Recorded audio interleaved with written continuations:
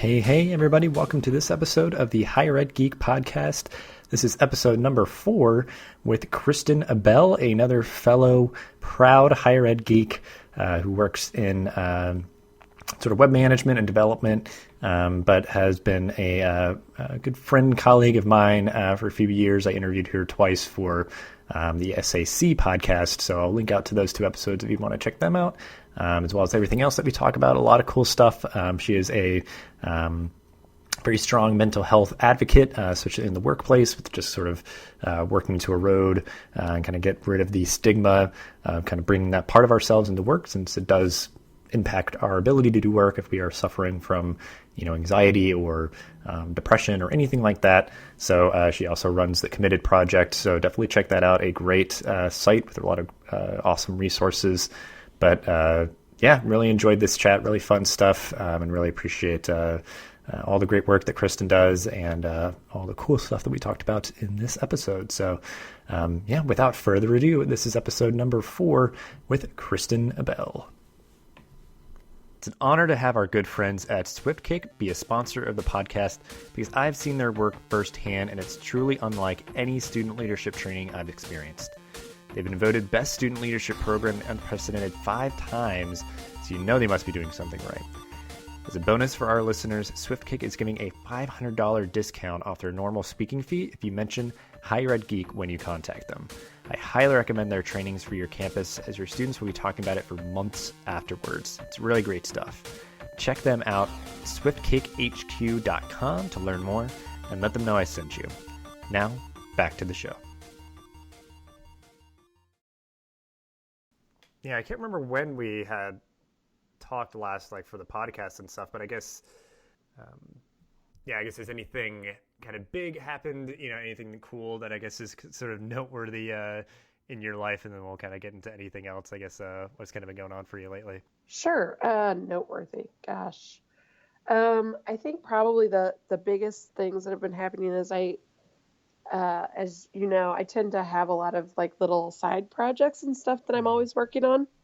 And so I've actually started doing, I do web development for my full-time job, but I've actually started doing web development freelancing. And so that's been kind of a fun venture for me, as well as I've still been speaking a lot about mental illness as through the Committed Project. And I got to do a webinar with the U.S. Office of Disability Employment Policy. Gosh, it's been a little over a month ago. And so we had 200 people at the webinar. It was super cool about mental illness in the higher ed workplace. So that's kind of my most exciting thing that has happened recently. Yeah, that's very cool. So yeah, and I know that, it's just been it's just cool because I guess you kind of being known for that or sort of kind of cultivating that expertise, for lack of a better term, I guess, because I always feel very humble of I'm not an expert, but just you very much immersed yourself in it. It's at least that you're an advocate for it, I guess I'll say, it's you being at the table. It's just because it's the expert thing to me is well, I'm not somebody who's done psychology research for a decade or something. But yeah, I guess, how did that come about? Was it that you're just sort of in the ether, they knew of you, they approached you, and you sort of just jumped in for that, or kind of how did that come about? They actually found me through Committed. And so they reached out to me in May, which is Mental Health Awareness Month. And we were actually doing a ton of stuff then, posting a bunch, sharing a bunch of Instagram posts that Sue Caulfield, who works with me on that, had drawn and created for us. So we were kind of really immersed in the mental health advocacy landscape during that month. It's hard. Probably the hardest thing for us there is that it's, for both of us, it is a side hustle, but it's an unpaid side hustle. And it's we have to get in touch with our mental illness while we're doing that. And so it's very draining. And so I'm always jealous when I see stuff like Mental Health America does stuff year round. I'm oh yeah, they all get paid to do that. This is just our, side passion project, really. And And so anyways, when we were doing that, they had reached out to me through the Committed website and emailed me and just said, hey, we've been following your story this month, and would be curious if you'd come in and give that perspective to this webinar that we're doing. Very cool. Yeah. So yeah, I mean, I think that's part of, your journey and, something that you've really kind of taken up the mantle of, like I said, being an advocate for. So I guess, I'll definitely recommend people to, listen to the other episodes where you, one of them in particular, you really go into your journey and kind of, Right. taking this unique path and everything to where you are today. But I guess if you want to give a quick recap or maybe just, look at your journey in a different way in terms of just like, kind of where you've been at your life when you've made like different decisions and stuff like that, just kind of give that introduction of who you are and the journey that you've been on so far. Yeah, absolutely. I always kind of joke that I like recreate myself every few years. So it's been a little bit of a windy path. I actually have a degree in psychology, and then my master's is in social work. So I'm not your average higher ed person because I have a degree that's outside the field, which does make the committed work kind of interesting, by the way, but we'll come back to that. But anyways, while I was working on my master's, I actually worked in Res Life and got pretty ingrained in what I was doing there and really enjoyed it, and started, even though when I graduated with my master's, I was really wanting to work at a women's center. I had all this experience in Res Life, and so I was like, I could work in Res Life for a while. I could work in a women's center. I ended up, I think my first job after graduation was actually with a TRIO program. That's a federally funded program. It's a grant program. And I was doing advising and not really counseling, but really talking with first generation low income students and then students with disabilities. And so we were, I was working with a variety of students. I was doing everything from, tutoring some of them, not really tutoring, but like just providing a second reader on their papers, to helping them enroll for classes, to helping them find financial support, to really just, if they had problems, making sure that they were getting counseling help if they needed it. But a lot of times I was the first person they would talk to. And then my partner is also in higher ed and works in Res Life, and he got a job at the University of Georgia. So we went down there, and I ended up working in Res Life there for a couple of years, really working with recruitment for RAs and then training and development, which is like also one of my like 5 million like geek areas that I could totally spend all day on. I got to like help develop their class that they had to take. And I was in charge of scheduling all of training. So like that whole, and we had like 200 RAs there. So it was no small venture. And then after that, I did finally end up in a women's center, working with sexual violence, advocacy, and support. And I did that for about 2 years, and then worked in another women's center more on the programming side of things and the administrative side of things, and then back into Res Life. And then after like 3 years in kind of a pretty high stress, it was a really high stress situation. I was like, I am miserable. I hate this. This is awful.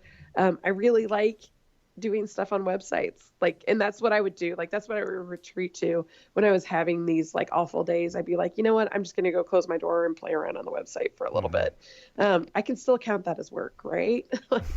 And so I was able to get a job at the same university, working with our student affairs websites, but also some larger website issues for the university, and learned on the job how to develop websites. And this is the longest I've ever been in one kind of role. I'm not in that exact same role. I'm actually now the web manager. So I used to joke that this role is the webmaster for the university, or the web mistress, because it's been women for the last two people who have been in it. Mm-hmm. And so, yeah, I oversee web at the university, and I love it. Like I don't, I don't know that I see myself doing anything extremely different at this point. Like I may do other things, but like I think I'm pretty much going to be here for the duration with, or at least be in web and higher ed web specifically for the duration, because it's really that's where I feel like my skill set and my interests have crossed. A lot of previous positions have either been skill set driven or interest driven, and I haven't had like both of those things come into play, which I think is what happens to a lot of people. Like they get really excited about something, but their skill set doesn't match, or they're really skilled in an area, but their interest isn't there. I've been really fortunate to find a place where both of those crossed. And then, of course, because it's not nearly as draining as being the director of residence life was for me. I am constantly doing stuff on the side. So I've done like the ACPA tech force. I did that for a year, or I do social media consulting. I did that for a year, where I actually like went out to universities and either consulted or spoke. And I do a lot of presentations on various things. And then, of course, more recently in the past like 3 years, I've started really talking about mental health. And it was because when I was in my previous job, I actually had a really, really, really bad episode of depression where I thought I was going to have to go to the hospital. In hindsight, maybe I probably should have, but I didn't. I made it through it. But it really felt like that was going to be the only option.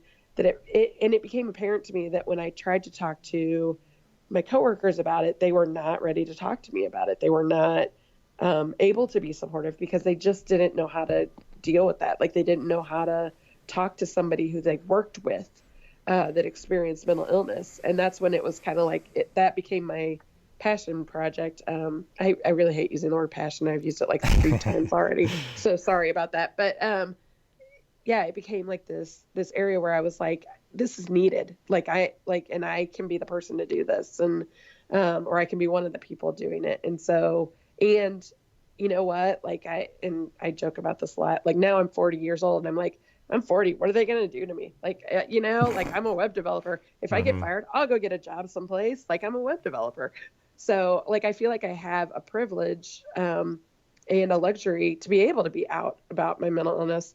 And to advocate for it in a way that people who are just starting out in their jobs, or even people who are very well established in their jobs, don't feel like they have that freedom to do that. So, hey, like if I have that freedom, I should use that to make a difference for others. Yeah, for sure. Yeah. And I think that idea of like you finding that place where it feels like a much more kind of like alignment, within you in terms of like what you do well and all that is like obviously what kind of like what I kind of the grander goal of this endeavor of like, celebrating people's enthusiasms and the things that they, enjoy that are parts of their life and all that. Cause I think that's kind of like the idea, like my optimistic self is that like, if only we could have more people who were enthusiastic about the work that they're doing and be good at that work too. Cause yeah, people get like pulled one way or the other where it's like, well, I can do that well, but I'm not necessarily enthusiastic about it. Or vice versa. And just like, just like me being somebody who just like, I love kind of geek culture and, cons and cosplay and just like, fandom in terms of like shows and stuff, like the just raw enthusiasm that, those kind of things can pull. It's the idea that certainly I'm sure like, you're not like, geeking out as hard as about web development as you might like something else that just kind of cultivates that a little bit more. It's just the idea though, that I think, for me, like podcasting or writing and those kind of things, like it certainly can be, because yeah, like passion project is like there's just not a good term because it's like side hustle also gets like overused or whatever. Just like right. I guess it's almost just like it's a hobby. I guess that also feels like not a good enough word, but just like because it's the book that I know a lot of people I know have read, and I reviewed it on the blog. The Real Artists Have Day Jobs, like doing something like committed where it would encourage some creativity or just anything like that. That doesn't have to pay the bills, and it's almost like it's better to kind of be like, okay, I have my day job and then do this other hobby as just kind of like a a thing that kind of brings joy to my life and just cultivates a different skill set. But I'm still like out in the world and finding inspiration there to bring back into whatever art or other projects that I get into and stuff. And yeah, I think there's a lot there, but you talked about a lot, and I enjoyed all of it because I think I'm early in my career, and I still feel like I'm searching for that kind of right fit of like the values and the skills and the interest and everything aligning. So and I think your story is one where it definitely took a while to get there, but it's all about the journey, and you probably like you said, in terms of just like your educational background, bringing into different things that you do now, or just like everything that happened kind of built you into the person that you are now, who is able to be like, I like that, I like higher ed, but I don't want to work in res life, but I love web development. And I found this thing, like you kind of had to, try a couple things on before you found the thing that was just like, a really good fit. Right. And had I not done the work in res life that I did, like had I not brought the skill set there, like I wouldn't have built the relationships on campus that allowed me to take a job where I wasn't really fully qualified at the beginning, but was able to learn on the job because people knew that I would learn, right? Like because I had that history there. And I think like people don't always get that there, you don't always get to go straight to what you want to do because there's some skill building still that you have to do. But if you build relationships with people and trust, sometimes you get opportunities to do those sorts of things. Yeah. I think, there's the part of like, because I can get impatient, and there's certainly the part of like paying your dues, but I think also it's like you have to define the thing that you are most interested in. And I think sometimes it's like I feel like, oh man, I wasted time or something, but it's like no, you have to look at it, like you're building connections and experience and knowledge and everything that's if you just look at it the right way, can still serve you going forward. So right. Yeah, and I know. Go ahead. No, I mean, I was just going to say, like, I think part of, and you kind of started to allude to this, I think, like like I said, web development and web management is where my interests and skills align. But like, if I had to do that, 24 hours a day, I would be bored. Right. So it's a job that leaves me enough emotional capacity to do those other things that also fill me. And so it's the perfect mix for me that I do have something that, it's interesting and I enjoy it, but I also then can go home at the end of the day and cross stitch and read and write and do all these other things that I also find fun because I have the emotional energy at the end of the day to do that. Yeah. Well, I guess, and that segues well of just like, you've talked a lot about your journey and your work and what you enjoy about it. So, you have that capacity to do other things. So like, and I think certainly the mental health awareness and advocacy is certainly something that you could say that you kind of like geek out about, and you could go that way if you want. But I guess anything else like writing or cross stitching or anything like that, I guess just like anything that you're kind of geeking out about currently, and like have you always been into it? How did you get into it? Kind of give that that framework of the things that you're currently kind of just geeking out about. Sure. Well, yes. Okay. So I do geek out a little bit about cross stitch. You've probably by now, most people who are listening, I've probably seen a lot of the subversive cross stitch that's out there. Mm-hmm. And that's been really actually kind of cool to see. I've cross stitched since I was like 9 years old because I was this dorky kid apparently, but I've always kind of done it and done a lot of patterns. But this is one of the things I actually used to develop my own patterns every once in a while. It's one of those things that, and it goes very well with like the web development. Like I am really creative, but I like pattern. Like I like structure to my creativity. Uh-huh. So being able to draw a pattern in a grid format is like about as structured creatively as you can get. And so that actually works out really well for me. So I do a lot of different things like people, like I have little people cross stitches that I do. And I actually I've actually patterned out. I haven't started stitching it because it's going to be massive, but a Buffy the Vampire Slayer alphabet. Oh, So I'm really excited about that. It's super geeky, like I said, but it's going to be huge. So it has like all the different characters that go with all the different letters. yeah. There's a couple of those that were super hard and are very obscure references, but anyways, I found all of them. But anyways, so yeah, I like doing that sort of stuff. I also read a ton, like a ton, probably 1 to 2 books a week. Wow.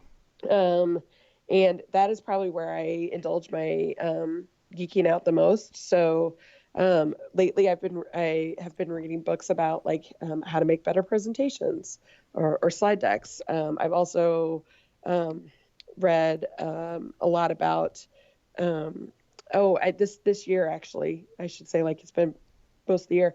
I've been really trying hard to read books by authors from different backgrounds and cultures than me. And so like I actually have a list of like women authors who are all from different backgrounds and countries and cultures. And, you know, there's like LGBT, there's people who are different religions, all sorts of different stuff. So I've been kind of like steadily making my way through that and just kind of learning about different cultures and things like that.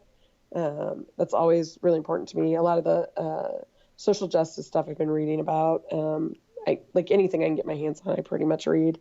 But I also, when in my moments like recently where I was kind of like brain fried, just between work and everything else, the world, young adult fiction. I love young adult fiction. It's so great. Yeah. Super good reads there. Yeah. Well, and I'm quite impressed because like it takes me a lot just to like get through one book, and that you can like just crush a couple in a week. Like that's just like expert level. Like because I think yeah, it's just hard for me to focus, I guess, on a book. I just get bored after like a chapter, and I just kind of you do like bite-sized chunks of it over like a long period of time. So there's a part of the reason that I read as much as I do. I mean, like part of the reason that I can read that is because there's a lot of my time that I spend reading. Like I spend usually at least an hour at lunch every day reading. And then, you know, at night, maybe an hour to 2 hours reading. And I don't watch that much TV. I watch the occasional TV, especially when I'm actually stitching. I watch TV while I do that. So, that does take away from my reading time. During those times, I don't read as much, but, part of the reason that I do it is it helps with my anxiety, because it allows me to get out of my own head, for a little bit. So like, especially fiction, or even biographies, really, they allow me to like go be in somebody else's head for a little bit. And it's just enough that I can then go back to work in the afternoon and actually be refreshed. Whereas when I sit by myself and dwell, or even talking to people, and we tend to like vent about work or whatever, like I'm still like dwelling on stuff and my head's still cycling. And people with anxiety probably would recognize this description very well of what I'm talking about, where your brain just starts to cycle on the same things over and over and over again. And reading for me breaks that cycle. And when I'm not reading, I tend to have much higher anxiety and more anxiety attacks, actually. So it's kind of my own self-medicating for that. No, that's an interesting thing that you just know about yourself, though. Like, and yeah, sure, you probably have just maybe like subconsciously utilize that as a strategy, but now just having the self-awareness, it's like, because I can imagine like if you go out of town for like a week and you forgot all your books or something, it'd be like now you have the self-awareness, like, you know, to make sure that you do it, because like if you don't, you're probably gonna be like, man, why do I feel so anxious? Like it's just like, oh, because No, like I'd go to the bookstore if I left all my books. well, yeah, like yeah, yeah. If you're getting anxious, it's like I need to go get a book. I forgot, which you probably have no problem finding them. But yeah, it's just like it'd be one of those things. Like for anybody, whatever their like tool is, if they don't have the awareness to know that it's something that helps them, and it's obviously like you don't have to like medicate yourself, which I'm sure works for some people, but I'm sure for other people it's just like you'd want to avoid that at all costs, because it's going to have its pros and cons, and right. the cost associated with it, whatever. But books, it's like you're learning, you're growing, it can be fun, and just like a way, like you said, just to like learn so much about people from different backgrounds than yours, which I know a lot of people have been purposely doing lately, which is right. Great. And yeah, I mean, that's kind of the exact connection of just like that simple behavior and how it's kind of positively contributing to your life of just like, you know, allowing you to get out of your head for a little bit. Cause yeah, like I, on my breaks, usually listen to, like NPR One, they'll do the little clips of like the news or something, or, you know, just things that are going on, or listen to a podcast. And it just like, a lot of times that's, moments where I'll find inspiration or just ideas and just like kind of thought provoking things, especially with podcasts. It's always like, you know, those sort of just positive random question of just like, why is this thing the way that it is? And I'll just be like, yeah, I don't know. Like I want to figure it out. Right. And I'll listen to this like 20-minute episode. Yeah, I think that's where I kind of get that. Cause I feel like it's like, I would just need to like speed read or something, because like I'll listen to podcasts, because this is something that, Tom Kriegelstein, like he like will listen to podcasts at like 1.5 speed, and I started to do that, and it's like funny because if I listen to the episodes on like normal speed, I'm like, why does it sound like it's in like slow motion? But it's just that idea, like just kind of like, especially just if I don't have a lot of time, it's like, okay, I want to get through this like 50-minute episode in my 30-minute lunch break. I'm going to listen to it really quickly, and you know, I'll still kind of get the point, kind of thing. Right. Because sometimes that's interesting. I haven't done that. Podcast is another area that probably only in the last year that I've really like spent a lot of time listening to different ones. And I have like, I don't know how people listen to these all, like, you know, everybody's always giving me like 10 billion recommendations. I'm like, I'm still trying to make it through my other ones, because, and I think this is, again, I think people who read books maybe do this, but like, I have a need to like go from beginning to end. Like, it's really hard for me to skip around. And so like, but with podcasts, you do, like, you could skip around, you find the episode that you're particularly interested in or whatever. You don't necessarily have to listen to all of them beginning to end, unless it's something like Serial, or one of those, which I do like those, because those are like reading a book or like listening to an audiobook kind of as well. But yeah, like I have a bajillion and one that I still need to listen to, you know, like that are on my list to listen to. But I have my favorites that I listen to like every week, and I make sure that I listen to those. And then I have other ones that I just, whenever I have time, I fill in. Yeah.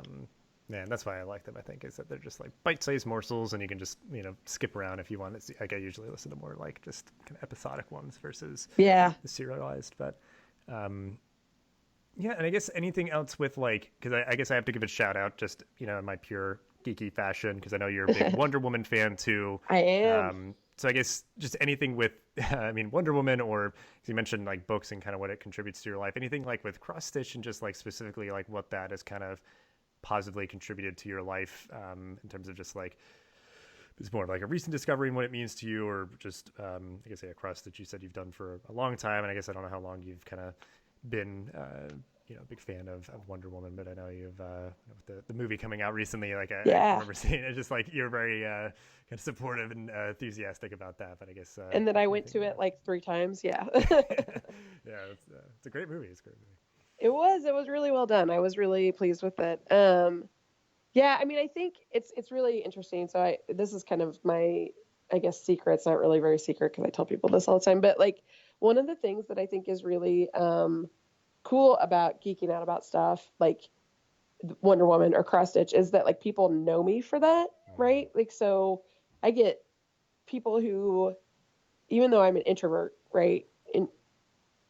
And so like when I'm in the office, I have my headphones in, I'm doing my work, whatever. It's not that I don't ever talk to people, but I really need a lot of alone time to get my work done. Because I have those interests, like people always feel like there's something they can talk to me about in some way, and something that they know about me. And so it helps to build relationships, I think, you know, because they're like, oh, I saw this cross stitch thing and I thought of you, or, oh, I saw this Wonder Woman thing and I thought of you. And it's funny because like probably 80% of my Wonder Woman collection is stuff that other people bought for me. I had like almost nothing when I started, and then people just like, I would always be like, oh, I love Wonder Woman, whatever. And people just started buying me stuff. I have some really cool things, like stuff that I never would have found for myself. And I certainly couldn't afford to have purchased, for myself. And so that's kind of the joy of it, is that like it brings people, I think, closer, to me. And it's not that they're not seeing, a core part of me. I mean, the reason that I love Wonder Woman is she's this very strong female character. And some would argue the strongest of the superheroes, but I won't get into that. And my coworker is a Batman fan, so it we have these conversations occasionally. But anyways, like it just it's a way for people to know like a little bit about me. Oh, she likes Wonder Woman. Like okay, obviously she's probably not obviously, but maybe she's also interested in women's issues, and she's interested in advocating for women and those sorts of things. Like those are all true of me. As well. And I think it, or even like the cross stitch. Okay. Like she like is into like crafty work and she likes to work with her hands and, those sorts of things. And it's not just that I like those things in a vacuum. It's that they're actually glimpses into a bigger part of me. Yeah. Yeah. That's definitely because like my little like, desk at my office, like, yeah, and I mean, I did a whole like blog series, but I know you already you contributed to that too. Just like like because that's one thing. Like you can have this physical representation where it can kind of work to help build more authentic connections. People know what you're into, and it's kind of like a bridge in. Yeah, I think that's easily like a positive way that like the interest can, kind of add to your life where people just kind of know you for things. Because it's like the same thing for me is that, like I've been into Star Wars for most of my life. And I always get those like sort of things as gifts sometimes. So it's just like, I'm like, I mean, I love Star Wars. Like I have enough random stuff. Like I don't need like some other thing, but it's like certainly appreciated because people, I guess it's, more helpful for them to know like, oh, he loves he loves that thing. I'm going to, get, that. But yeah, that's great. Yeah. And I think that like a character like Wonder Woman, has so much other like kind of layers that, people can kind of connect with and stuff. So. Absolutely. And plus, like, because I decorate my cube, I have the most interesting screen when I do video conference calls. Mm-hmm. So obviously very important stuff. But people are always like, whoa, what is going on behind you there? And I'm like, oh, I got Wonder Woman over here. I got Buffy over here. Like, yeah, that's what because the way that mine's set up, it's like what I'm looking at, which is, I mean, it's nice in its own way. Like everything's decorated, but like behind me is just like the rest of the floor. But, the last time my husband stopped by my cube, he was like, I think you have enough now. And I'm like, oh, there's no such thing. Yeah, so you're like swap out stuff like, oh, this thing's been here for a while. I want to put the new thing. And then, I can move this around. Yeah. Awesome. Yeah. So I guess anything that you want to give kind of a tip of the hat to, you mentioned, a lot of stuff that you read and then, just some things kind of classically or throwbacks that you're into like Buffy, but just anything that you're reading, watching, listening to that you'd want to share out just as things that you're into. Sure. Right now. So I mentioned like I have a couple of podcasts that I really, really like to listen to regularly. The Hilarious World of Depression is freaking amazing. It's John Moe, who's a comedian, and he interviews other comedians and celebrities who experience mostly depression, but also other mental illnesses. And I love it because I have always been somebody who's like been found humor to be really important. And lately, as I've been talking about mental illness and advocating for it, I've lost some of that humor because I'm trying to be sensitive to so many people and their concerns. And it was really a really good way for me to reintroduce that into how I think about my own experiences with mental illness. So it's fantastic. He just did one with John Green, who writes a lot of young adult books like The Fault in Our Stars. And it was amazing. Like I was in a funk and I would listen to it and I'm like, oh, this makes me feel so much better because I know I'm not alone. Yeah. Like, I don't know.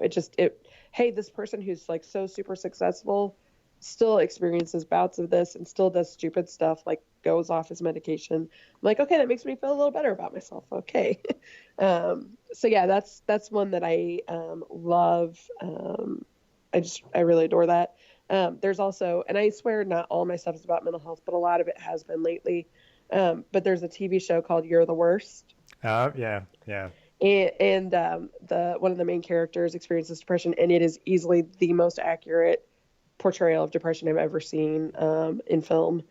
or on TV. And so it was like so great. And then this whole, like, she has a conversation with her boyfriend and is like, you can't fix this. You can't fix me. And I'm like, oh my gosh, how many times have we had that conversation? And my husband, of course, totally gets that now, but like it took us a long time to get there and to get that understanding. And it was really good. So I really enjoy that show as well.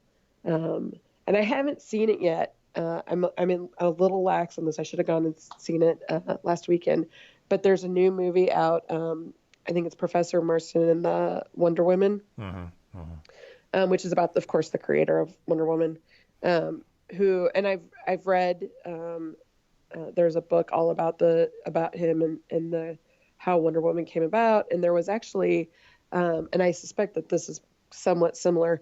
There was a play that a local theater here did that was also about that was really interesting. And so he's got a fascinating backstory as well. And it's also just, it's interesting to me that the most powerful, superhero, this woman was created by a man, but a man who was extremely feminist and had very feminist ideals in a lot of ways. So yeah, that's on my to-do list, I guess, still. So I'm excited about that. Yeah. Well, that's another good segue of just like something that you're looking forward to, because we'll kind of get to that movie, which does look interesting. Because I think it's even like obviously like any movie adaptation or just sort of like trying to like make someone's life into like a 2-hour Right. movie. Like I think that the movie takes some liberties, but I think the spirit of it is really important. And I'm not sure if they it could have gone anyway of just depending on how the Wonder Woman like movie was received, but it's cool to kind of get this behind the scenes now, like a little bit after the movie was released. But yeah, so there's that you're kind of having kind of on your to-do list. Like anything else just in your job and life, the world, just if it's a book, movie, show, podcast, or whatever, just anything, or like a conference or something that you're going to, just anything that you are looking forward to in the near future, just as a little positive note to end on here. So this is just, I guess, I don't know if I'm looking forward to this or not, but I won't be able to let my son listen to this because I'm going to tell you what his Christmas present's going to be, even though it's October. So my son has been asking for a cat for the last year, and my husband and I are strictly dog people. But we're going to get him a cat for Christmas. And I am both extremely nervous and kind of excited to see how he does with it, because he's really in animals. He did a camp this summer. He's 11 years old, and he did a camp this summer at a pet shelter. They did like a 1-week camp, and he is just super into like helping animals and wants to be a vet when he gets older. And during the times when he doesn't want to be a YouTube star, of course. So I'm kind of excited about that, but I'm not really a cat person, but I think it'll be fun. I think we'll see. Either that or it's going to be like the worst idea we ever had. Yeah. So yeah, I'm kind of looking forward to that. And then the only other thing, like because like I said, my son is very fascinated. Like, I don't know an 11-year-old that doesn't want to be a YouTube star right now.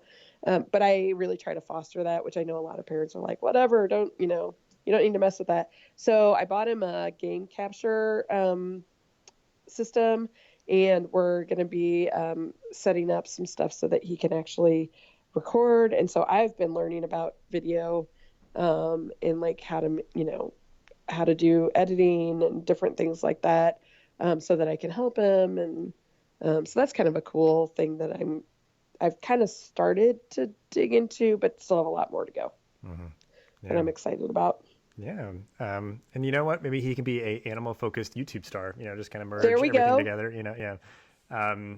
He could have like a whole like series about his cat. That should be right. That would be awesome. Maybe, maybe it's more comedic, or maybe, it's just like chronicles of a, cat or whatever. But yeah, I think that's exciting just in the sense of like, 'cause I think that's something that throughout this episode, and it's a nice kind of point to end on, is like, you've talked a lot about your journey and your interest in all that, but obviously like you have a child and that's a huge part of your life. And then like you're able to do things with your son to learn and grow yourself, but then build that bond with him and just like, further his development and kind of foster his interest. Cause it's like, I remember like going through phases and stuff like, and things that never in the end amounted to anything, but I think it would help, cause like I played like Pee-wee sports and stuff and all that. It's like, I'm like so anti-sports now. Like I'm not athletic. I just don't really get into it, but like that was a social outlet for me, provided some physical activity. And it's like, I was into it at the time. And like, the idea of like,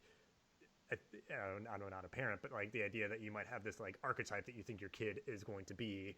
And if, like a lot of parents now, it's like, oh, my kid wants to be social media famous. And you're like, you will never do that. It's like, like they will probably find a way. Like they're going to like, go with their friends who is, has a camera or whatever, or like, so they just do it on their phones if they have a phone, like they do whatever. But, well, and I can't tell you right now, like when I look at jobs, like so many jobs want video experience or knowledge. And I'm like, I don't care if he becomes a YouTube star or not. If he gets to figure out how to edit videos and stuff out of that, like immediately, like he's already got more experience than a ton of people out there. Why is that a bad thing? Yeah. Yeah. And I think it's because something like I got into in high school is like video and audio. And it's like one of those things that there's like an initial, very much like a learning curve and something that you have to get over. But then like just having the basic skills, like once you get to a certain point, a lot of it becomes very intuitive. All the software is very similar and stuff. So it's like, if you can just foster even just a kind of basic comfort level with the kind of video editing interfaces and stuff. And I guess, I don't know because maybe I misheard you, but like if there's like, stuff with like video game streaming, if it's capturing that, I mean, like that's because I've gotten into that more with like a particular video game that I'm into. There's a huge like Twitch streaming community and stuff, and like that's just something that I'd so never many people heard do of on the Twitch side. until recently, and I'm like, what the heck's Twitch? And so then he's having to tell me all about it. I'm like, okay, well, cool. Yeah. Now I got to check it. Now I got to learn about that. And I think it's something that, and maybe this is a geek mindset, I don't know, but like when somebody tells me about something new, it's not just like, okay, that's cool, you go do your thing. It's like, ooh, I need to learn about that. Like I need to find out more about that and understand it. And so that's just kind of how I approach pretty much everything. And so my husband always laughs because he can tell whatever somebody's mentioned to me recently by whatever books are sitting on my nightstand. Because it's like, oh, okay, so we're learning about that this week. Okay. Yeah.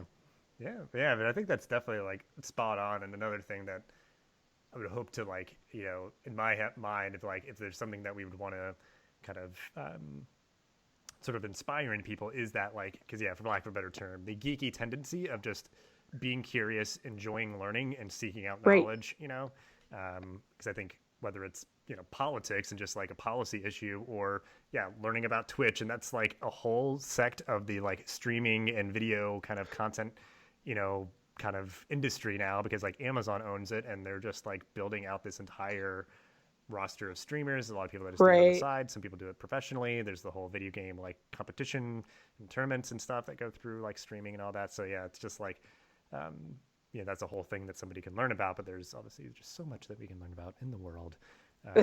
So just making sure we stay curious, stay sort of thoughtful, and just kind of learning more about everything that's out there. So, and that is a beautiful place to end. I will not try to tarnish that in any way. Really appreciate your time here, Kristen. And this will post in the near future because I'm just kind of building out the rest of the episodes for this year. But it'll be out soon, and I'm excited for it to get out. And I appreciate your time and some really good stuff here. And we'll have everything that we talked about here in the show notes. So awesome. Let me know if you need me to send you anything. Yeah, definitely. Any links or anything like that. So thanks for doing it. I love talking to you about this stuff. All good stuff. And just have a good rest of your day, and I'll talk to you again soon. You too. Take care. Bye. Thank you so much for listening to this episode of the podcast. Please rate, review, and subscribe so you'll never miss an episode. Thanks again for listening, and I'll see you in the next episode of the Higher Ed Geek podcast.